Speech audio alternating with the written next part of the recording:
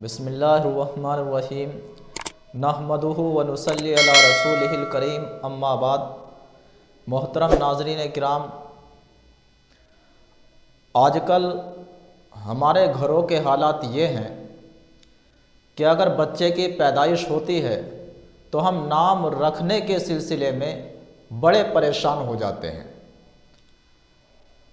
और ऐसे नए नाम की हम तलाश में लग जाते हैं कि वो नाम मोहल्ले में, पड़ोस में, रिश्तेदारी में किसी बच्चे का ना हो। और बहुत सी मर्तबा हम बच्चे का ऐसा नया नाम रख देते हैं कि उस नाम का कोई मतलब नहीं होता या माना होता है तो अच्छा नहीं होता।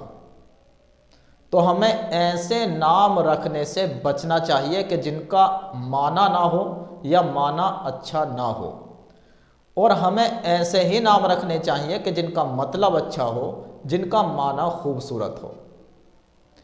क्योंकि बच्चे की ज़ात पर, इंसान की ज़ात पर नाम का असर पड़ता है, और जब नाम अच्छा होता है तो असर भी अच्छा होता है। नाम इंसान की पहचान होता है। तो मैंने बच्चों के कुछ खूबसूरत नाम मुंतखब किए हैं। उनमें से पहला नाम है कमर, जिसका मतलब है चाँद। उनमें से एक नाम है कायद, जिसका मतलब है लीडर, रहनुमा, सरदार, पेशवा। उनमें से एक नाम है काशिफ, जिसका मतलब है खोलने वाला, जाहिर करने वाला। उनमें से एक नाम है कलीम, जिसका मतलब है बात करने वाला, कलाम करने वाला।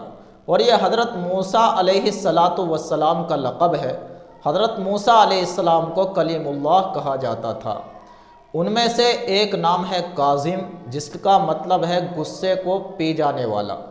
उनमें से एक नाम है कामरान, जिसका मतलब है कामयाब। उन खूबसूरत नामों में से एक नाम है काअब, यह सहाबी का नाम है। और जो नाम सहाबी का होता है उसके सही और बाबरकत होने के लिए यही काफ़ी होता है कि उसकी निस्बत सहाबी से जुड़ी हुई है, उसका माना और मतलब जानने की ज़रूरत नहीं पड़ती। उनमें से एक नाम है गुलरेज, जिसका मतलब है फूल बखेरने वाला। तो ये कुछ खूबसूरत नाम थे जो मैंने आपको बतलाए हैं। आप अपने बच्चों के ये नाम रख सकते हैं, और मुसलमान वालिदैन की ज़िम्मेदारी यही है कि वो अपने बच्चों के ऐसे नाम रखें कि जिसका मतलब अच्छा हो, जिसका माना अच्छा हो।